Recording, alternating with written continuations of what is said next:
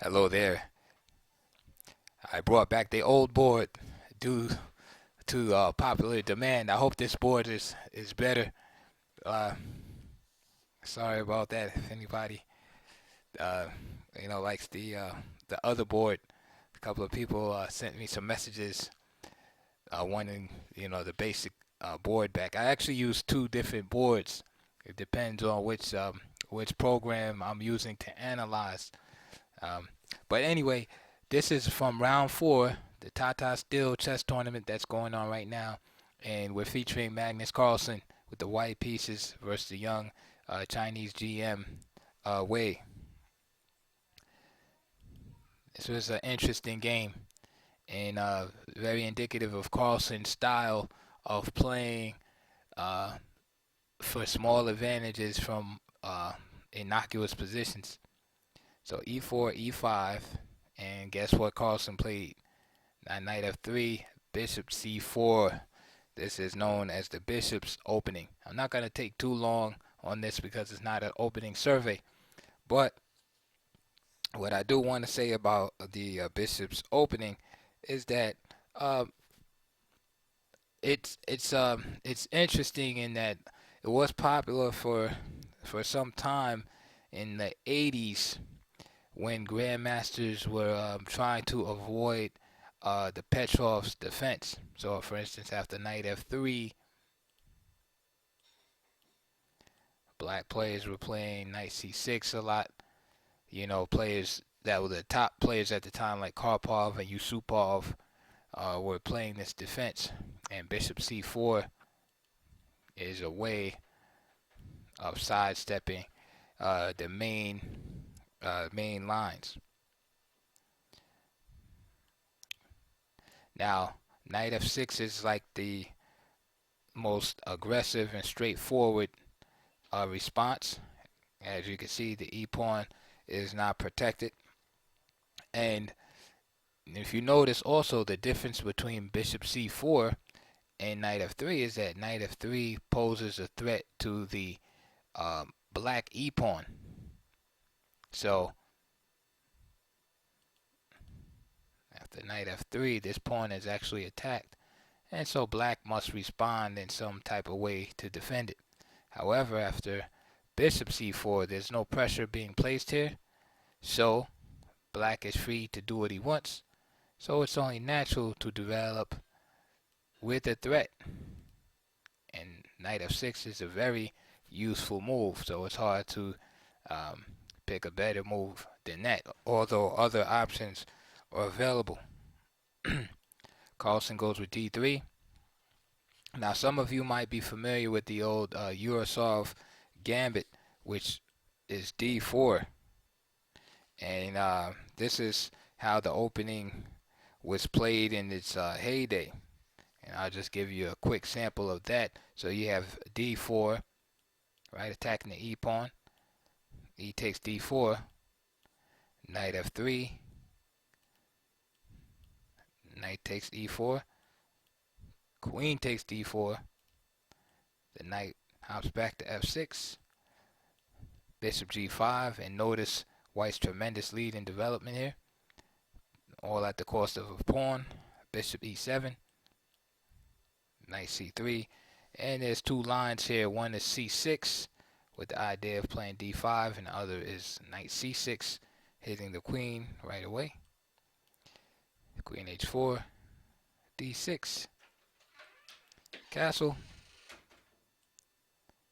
bishop e6, trying to trade down some of the pieces. Bishop d3, white wants to keep pieces on the board, and queen d7 with a very, very, very live game. Black seems to be consolidating and you know should uh, should definitely be able to hold this position. White is down a pawn, and but definitely has compensation for it. But it should be no more than a draw. And this has been heavily analyzed. I was just giving you a brief line, but this has all been heavily analyzed. So after bishop e7, We have knight c3 and just show you the other line real quick. So c6 castle, d5, rook he1, bishop e6,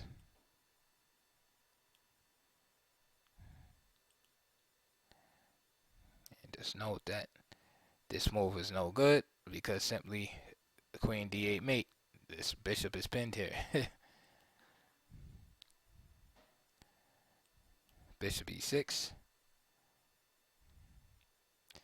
bishop d3, and knight b d7. And again, uh, white is down the pawn but has good piece play. And this is a popular opening, definitely in short time controls and at lower rated tournaments. D4 is definitely definitely dangerous for a player that's not too familiar with the bishop's opening.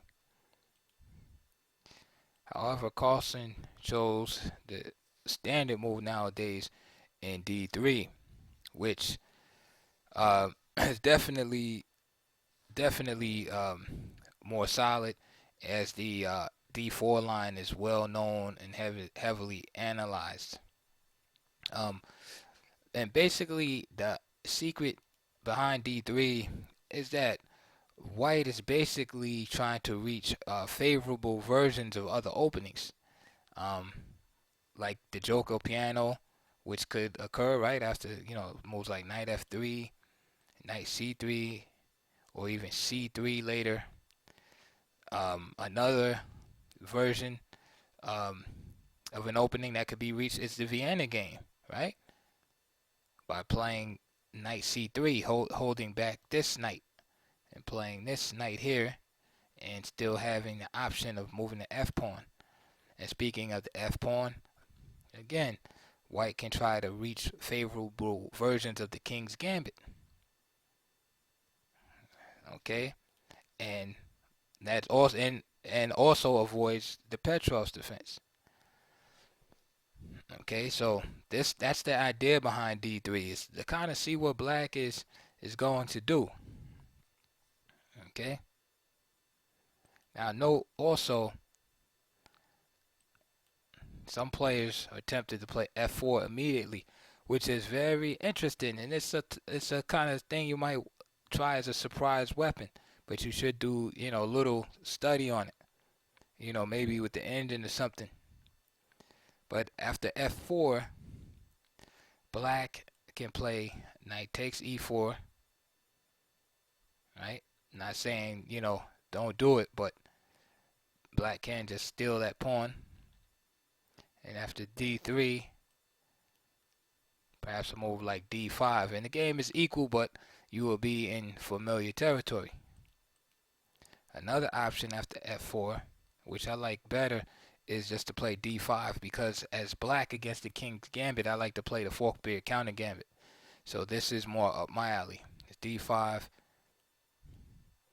E takes here, and then you can actually play E4, which is the old school line of the fork-bear, creating this wedge here.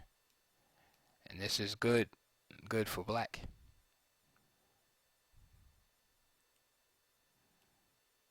Okay, so let's go back. So now that you know the idea behind D3, it's just a basic flexible waiting move to see what black is going to do. Now this is black's pretty much known theoretically as black's best response. And the idea is to hit this bishop with D5. And if you notice, in a lot of openings where the bishop is on C4, he's often susceptible, right, to the move D5 at some point. So that's a common theme that runs across this bishop's opening, Joko piano, any situation where the bishop ends up on C4.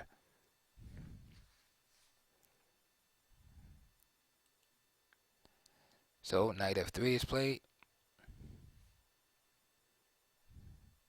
And just so you know, d5 is possible. Okay, I don't want you to get the impression that it's bad, but c6 is has more of the theoretical respect at this moment. d5 may be a little premature, but it can be played. For instance, e takes d5, knight takes d5, knight f3, and we see this pawn a little bit vulnerable. So knight c6, castle, bishop c5, rook e1. Notice the build up against the pawn. Castle, knight c3, put more pressure on that. Some of you are saying, hey, wait a minute, why not knight takes e5? No, the idea here is if knight takes e5, then queen h4. Okay, and then let's say queen f3, protecting this and threatening the knight on d5, knight f6, g3, and then black has a good move. Knight takes e5, rook takes e5, and queen d4. And this gives black a good game for being a pawn down. Rook is attacked here, and you have some holes around the light square.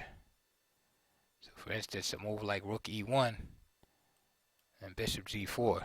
So black gets good compensation in that instance. So that's why that pawn is taboo there in this d5 line. So instead of knight takes e5, simply knight c3 is played, the double attack here, and bishop e6 is playable, but knight takes c3, d takes c3, bishop g4, and h3 gives white a little bit of pull there. Again, this pawn comes under a little too much pressure. So instead of trading those knights there, perhaps just bishop e6, and we're a little more comfortable. Now the pawn is protected in a different way. If knight takes e5, knight takes c3, b takes c3, and knight takes. Bishop takes, f takes, d4, bishop d6, d takes, b takes,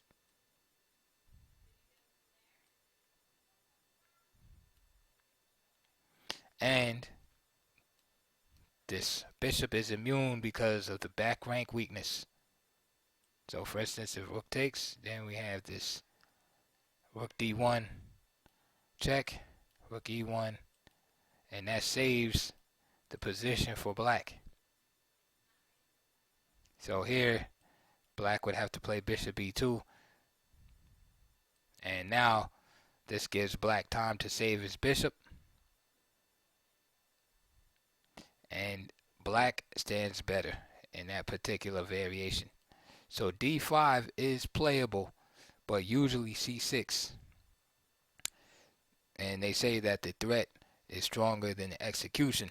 So instead of playing d5 right away, this seems to be the preference of the grandmasters, is to play c6 first and then d5. So finally, after c6, Magnus pressures the e-pawn and asks the question, how are you going to defend the e-pawn? Wei plays d6. Now, again, d5 is playable. Bishop is attacked, and this possible play can continue. Bishop b3, bishop d6, Knight c3. Alright, this double attack on the pawn. D takes. D takes. Can't go there because the bishop would be snatched up by the queen on d1. So knight a6. Bishop e3. Queen e7. Knight d2. Bishop c5. Queen e2. Bishop takes e3, and that is just totally equal.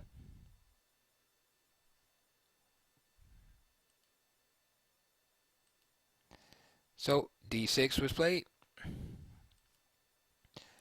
Carlsen castles. Bishop e7. And bishop b3. Again, it's just a flexible move here. Also possible is knight c3. Play can continue castle, queen e2. Knight b to d7. a4. Stopping that. b6. Rook d1. Bishop b7. d4 and queen c7. Again with approximate equality for black here. Okay. All right. So let's keep going. So bishop b3. So like I said, it's just another flexible move by Carlsen here. And he can have ideas of playing moves like c3, maybe playing in classic Ruy Lopez fashion, bringing the bishop back to c2 and playing knight bd2, knight f1, and to g3. Those are all typical plans, and that's what Magnus enjoys, is the flexibility. And so he takes away a lot of theory and preparation from his opponent.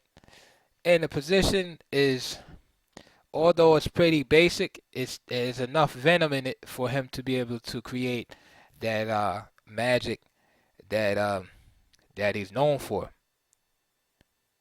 Another option besides what was played after bishop e7 is simply knight bd2 with similar ideas to what we see in the game. So castle and bishop b3, bishop e6, and c3. And this is a game actually from 1975 between the late great chess writer Mark Dvoretsky versus Ratmir Kolmov, and this is from the Russian Championship. So there's not that much that's new under the sun nowadays. Okay, so now we'll continue here. Magnus played bishop b3 straight away. Castle. There it is, c3, with the intention of creating that pawn duo there. And we see that black has the same plan. He wants to play d5. But note, the e4 pawn and the e5 pawn must be better protected in order to advance those two pawns on the d file. So keep that in mind as we see the next few moves. Knight b d7. Nice solid move. Notice how this knight helps to fortify that pawn. And in some instances, the knight can even jump here and drive this bishop off this powerful diagonal. Rook e1.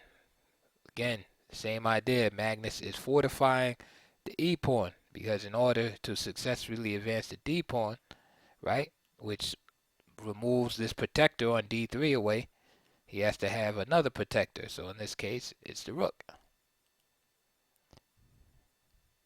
Knight c5, and notice this move accomplishes two things. It drives the bishop away from a powerful diagonal, which we showed here, and it puts additional pressure on the e4 square. So although, take the arrows away, although black is not presently supporting his advance d5, as we can see the e5 pawn is inadequately protected, by having his knight here on c5 and f6, he's putting enough pressure on white's e4 to stop his advance in the center. So let's keep going. Bishop c2, bishop g4. Notice again how the bishop pinning the knight to the queen again fights for this square indirectly.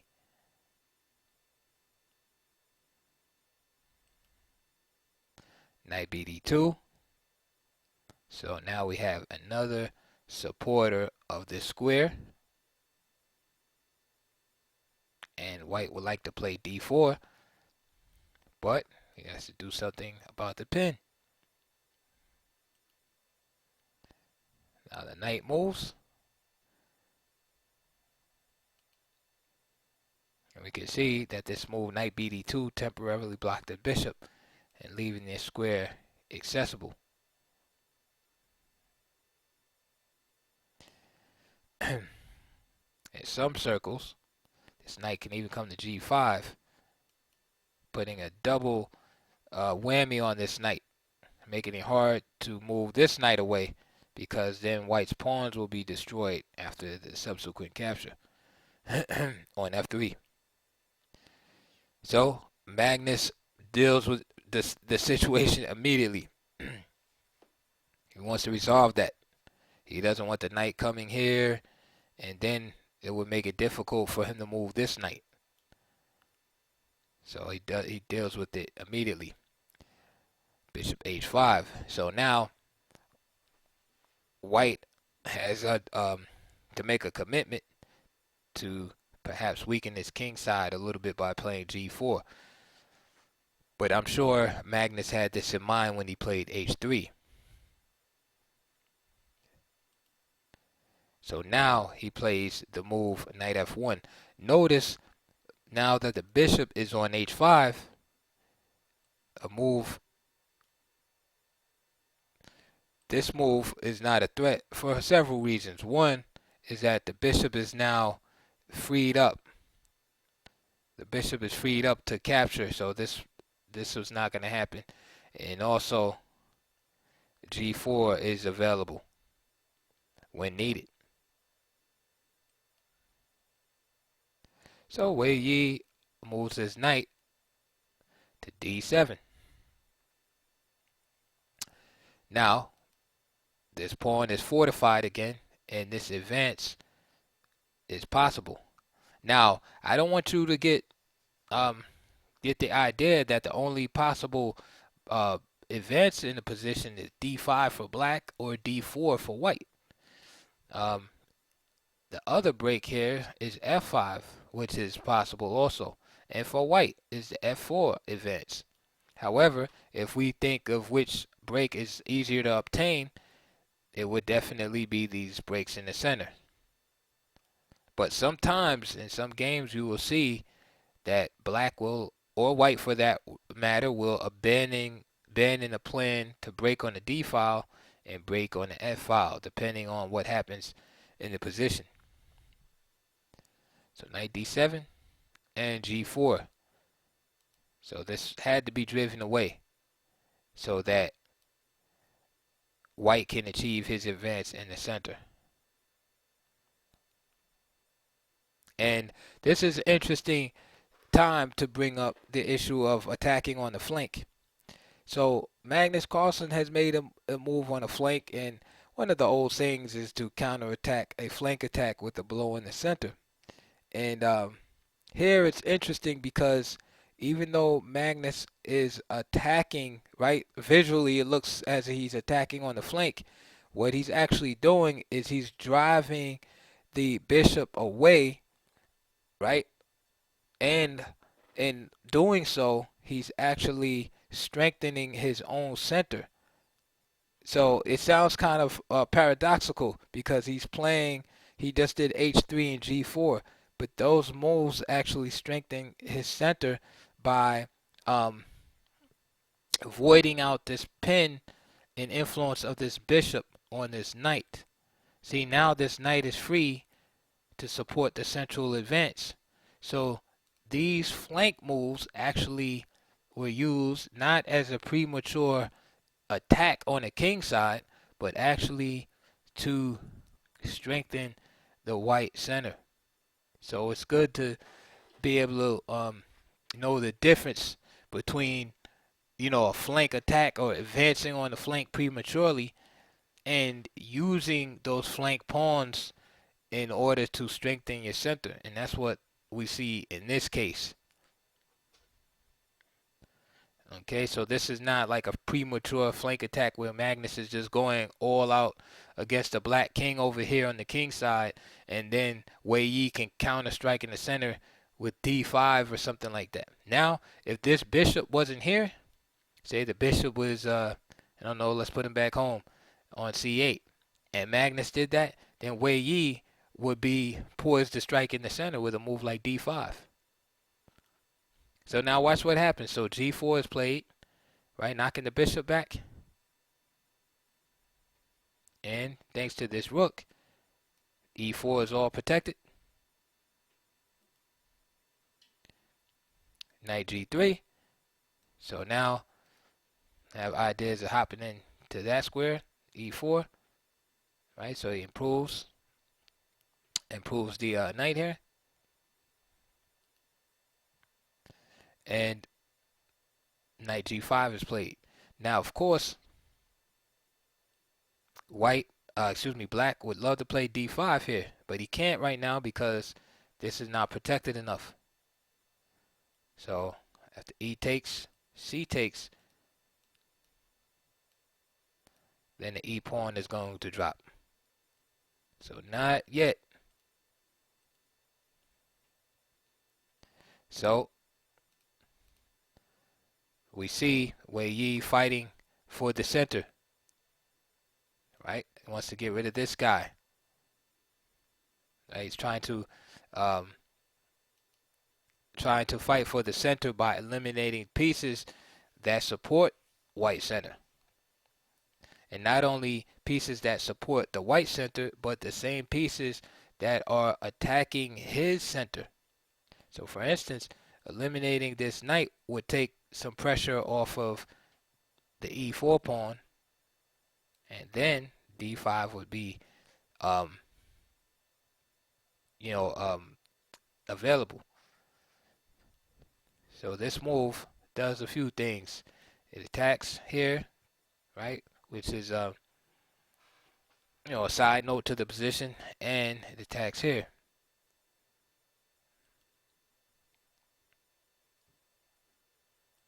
So after knight g5, Magnus just snatches it off. Bishop takes g5, bishop takes g5, and Magnus does what he wanted to do. He finally gets to move his pawn into the center and grab some space. Now, he could have taken the bishop here, but he probably wanted to keep this guy and his support of the center. But he could easily snatch this up, right? And just had a nice space advantage. So d4. So now he keeps the bishop here, and this bishop is very strong on this diagonal in the dark squares. Knight e2, queen f6, and Wei Yi's doing a great job defending here, because white's dark squares tremendously exposed. King G2, defending this weak piece.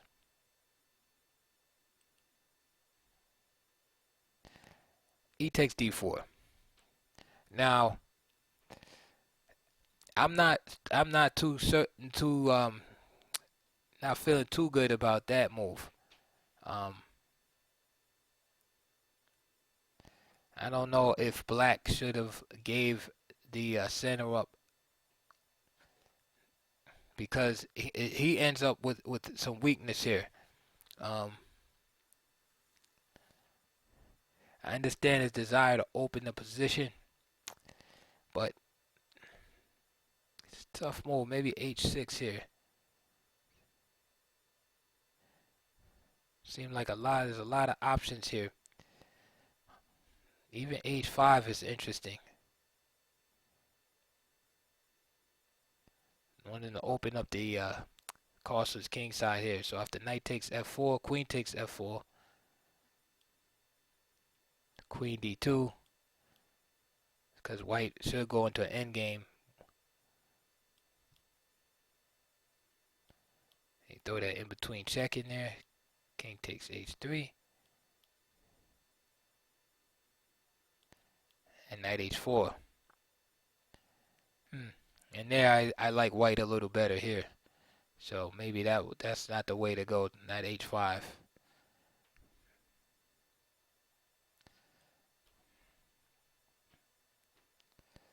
That moves like rook E8.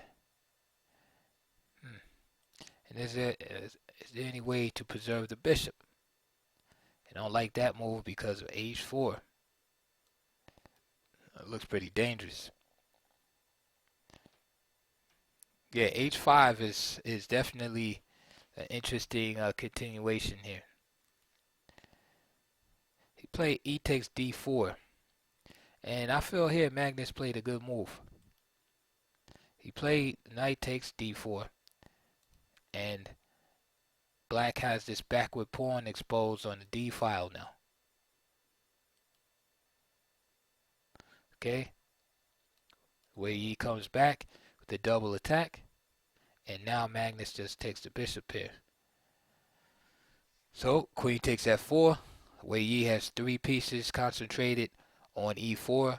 And white only has 2 defenders. They'll simply F3. Now F3 kind of stops all the hope of winning the E pawn outright. So what we see here is white's weaknesses are basically the dark squares. That's his major weakness. And his bishop is a little suspect also because he has so many pawns on light squares. But this bishop can be mobilized on like B3 or something like that. So this position is again, it's like a Magnus type of position where it's equal, but there's play in the position.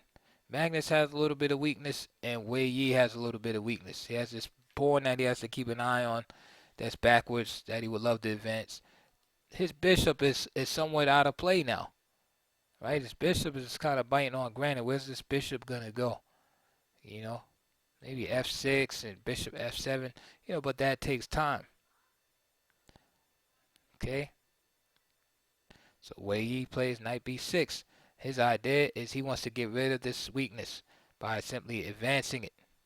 He has enough pressure with this rook and queen on E5 that he can advance the D pawn and not worry about the E pawn being advanced. Also, he can possibly exchange bishops.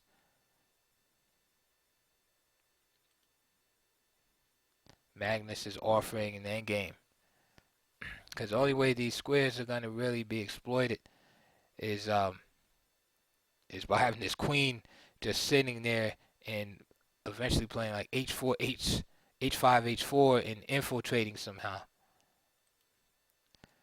So now we are in the ending. D5. Magnus pushes. So this is very interesting because black gets rid of his weakness. And Magnus has a 4-3 queen side, king side majority. Black's able to alleviate his weak bishop.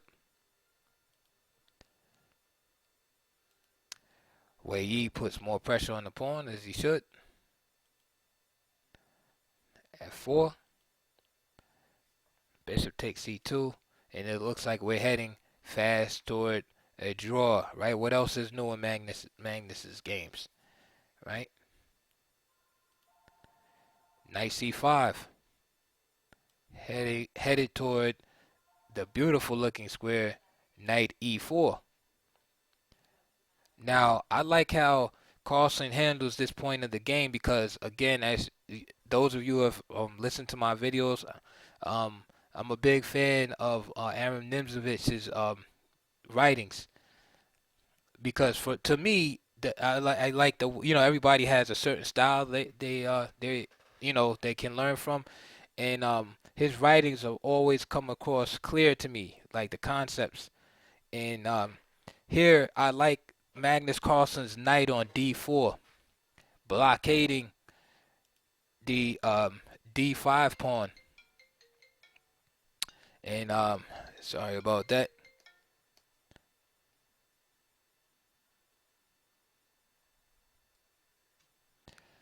Sorry about that phone. Okay, so this knight is blockading on d4. However, this knight is here right now, and then once this knight moves, this pawn chain will become mobile.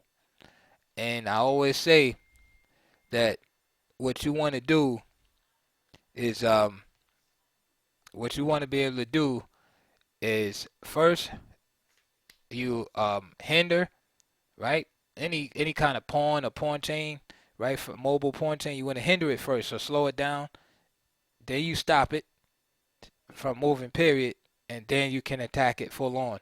Because as long as you attack it and it's mobile, there's always a chance. There's always a chance to for the opponent to be able to advance the pawn. And we just saw that a few moves ago, right? Wei Yi played d5, which was the correct move, by the way. But this pawn wasn't fixed, so he was just able to move it. And this is why you want to, again, he's attacking, right? Now, the pawn really can't move. Actually, he could move it again, but instead, he plays f4. So we see that Magnus Carlsen's pawns on the king side are quite mobile. So knight c5, rook e3. Just bring the king into the center. That's what we do in the endgame. Get the king close to the center. Now this knight looks intimidating here. So this knight moves, but looks intimidating. But Carlsen doesn't panic, right? He immobilizes this pawn chain. So we already got the d5 pawn blocked, right? So now what's the next step? Well, you don't want c5 coming in. So he stops that. Right? So now there's a little freeze here. And once it's frozen, it can be attacked. So g5. Now here is a move that looks good, right, at first glance, but it's not the best move. And the reason why is because this knight now gets undermined. Best move right here is probably f6. Now, Wei Yi may have been worried about this move. However, after knight d6, f5, and say rook c8, it's hard to see how white is going to continue to make progress. I mean, this would be a long game. I mean, you always have to be worried about this, but it's hard for white to make progress. But you can understand why he might not have wanted a scenario like that. But after f6, then there's e takes f6. Knight takes f6. Notice how we have a 3-2 on the king side now. Knight e6, rook c8, and f5. Now this looks good also for white.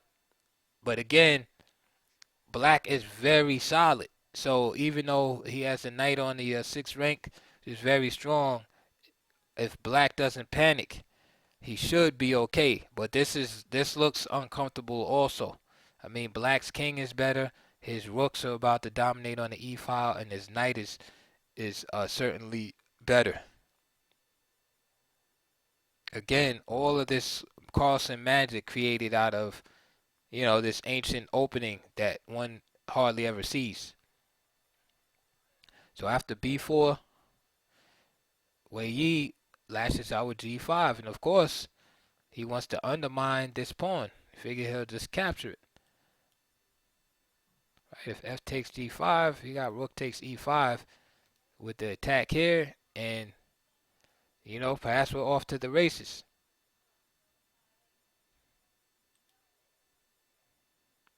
Okay, knight takes g5, right, with the attack here. The king g3 is forced, and now black can do a blockade. Stop this pawn in its tracks. So I'm sure Wei Yi had those type of things in mind. But Carlsen, as he does, he finds a great move here. He plays c4, undermining the support for this knight. Of course, this pawn cannot capture on c4 because the knight would then be captured. Notice, fix the structure and then attack it. So now, Wei Yi tries his own counterattack, but it's unsound.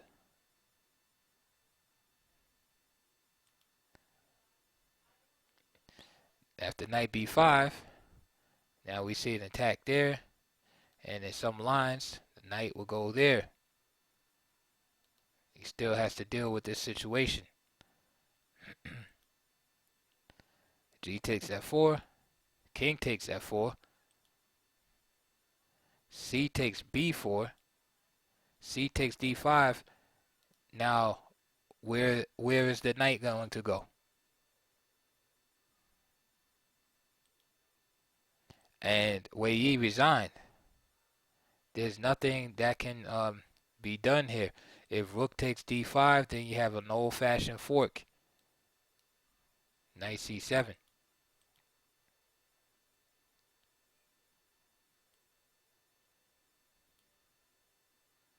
Knight c3 is just simply met by knight takes c3, bishop takes c3, and not the thirstiness to capture the pawn on c3, but just defend this pawn duel, because one of those will become a queen, and you'll still be able to capture this pawn. So that was a good game from Carlsen, and he's still showing his class above the other grandmasters and even the next generation, which Wei Yi is from. He basically collapsed in the last couple of moves. This g5 move was definitely the culprit, allowing c4, where he started to be worse. And then this move really was not correct, as this move knight b5 in response was just killer. So he might have been in a little time trouble, or he might have gotten tired or something like that. But g5 and c5 were the definitely the killer moves there. So instead of playing c5, where it's clearly worse, he could have opted with g takes, king takes, and then perhaps still try to play the move f6. But however, this pawn is still mobile, so e6. But then knight g5 gives a little escape route for the knight. And c5, and we have the blockade, right, against this pawn complex here. and pass pawn. So white is definitely in the driver's seat, and black is in trouble, but he will still be able to fight on. However, after this move, um, this whole pawn complex becomes extremely compromised. This knight is threatening here. The pawn is on prise. This pawn is on prise. The knight is subsequently in trouble. This pawn is on prise on g5. It's just too much. It's like all of the nuts and bolts, just came apart, just in that one move of the whole position.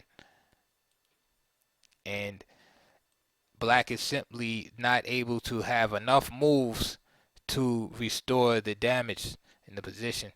And it was a very impressive game by Magnus. So I hope you enjoyed that. I hope you like this board. Uh, comments are appreciated and read. Please like and subscribe, and I'll see you on the next game.